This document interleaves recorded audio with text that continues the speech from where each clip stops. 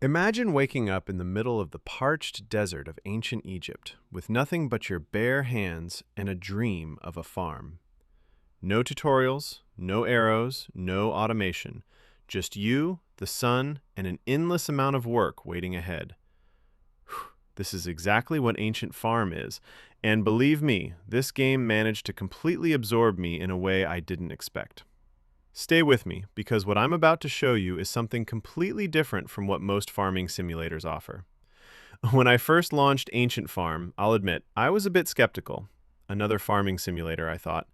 But within the first few minutes, I realized this isn't just any ordinary farming game. You don't start with a nice little house and a tidy field. You literally start with nothing. You're standing on parched ground, holding a primitive tool, and all you have ahead of you is the endless challenge of turning this wasteland into a thriving farm. And that's exactly what fascinates me so much about Ancient Farm. This game gives you absolutely nothing for free.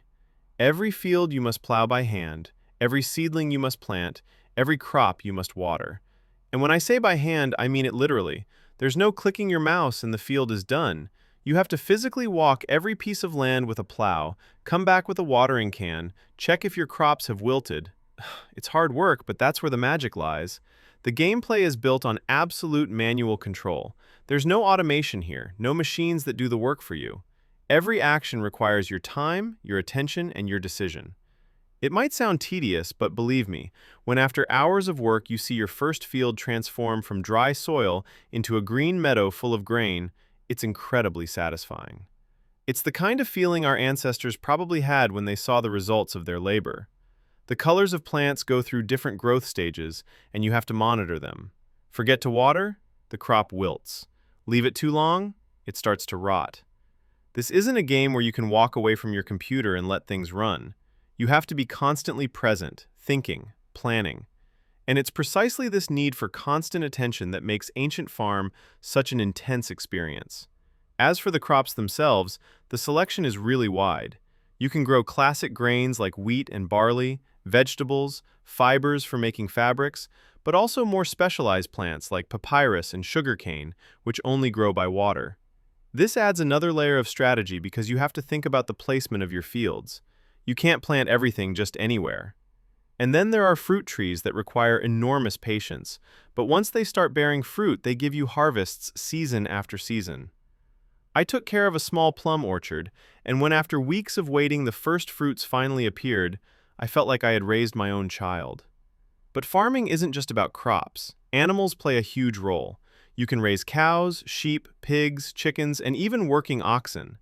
Oxen are a complete game changer because they significantly speed up plowing huge fields. But animals also need care. You have to feed them, keep their stables clean, collect resources from them. Cows give you milk, sheep wool, chickens eggs.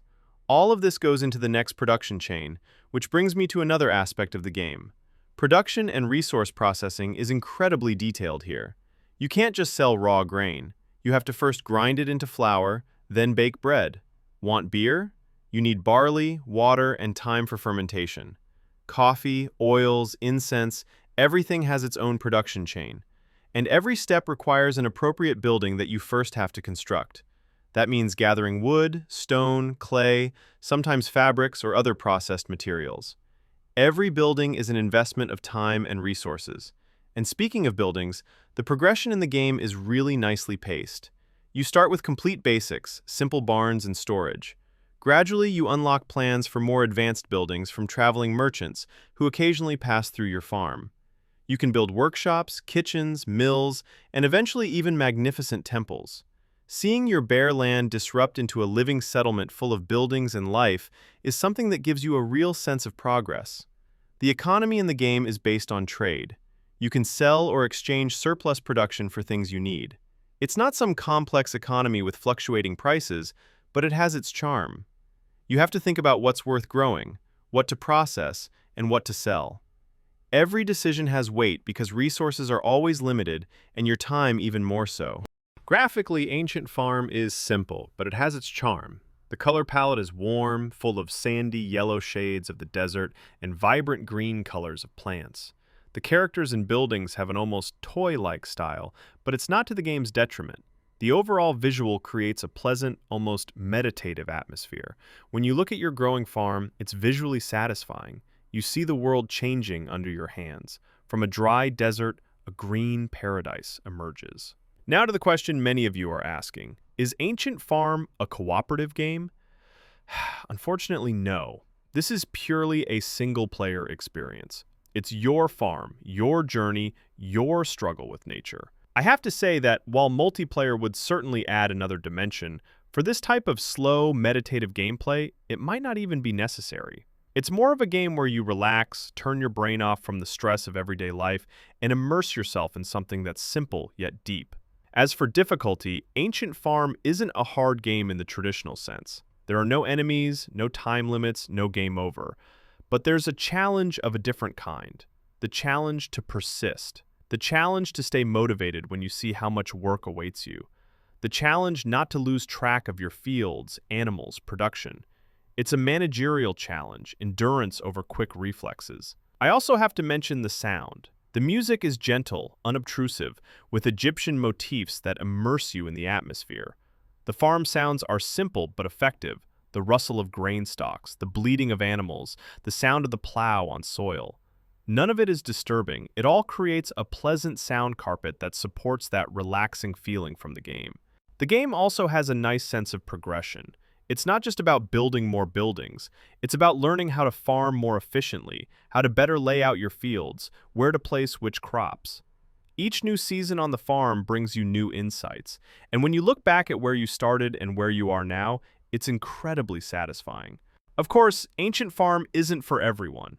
If you're looking for action, fast pace, excitement, this isn't your game. But if you're a fan of slow, thoughtful simulators, if you like the feeling of truly building from scratch, if you enjoy seeing the results of your work, then this is exactly what you're looking for.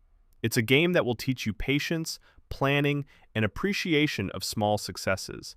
And maybe, precisely in today's world, when everything is so fast and instant, Ancient Farm is such a refreshing change.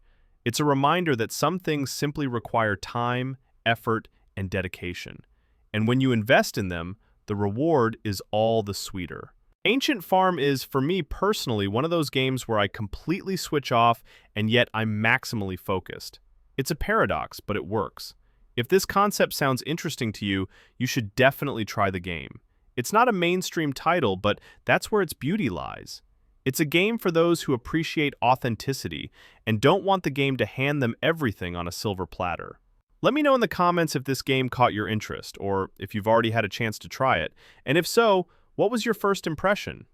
Thanks for staying until the end, and I'll see you in the next video.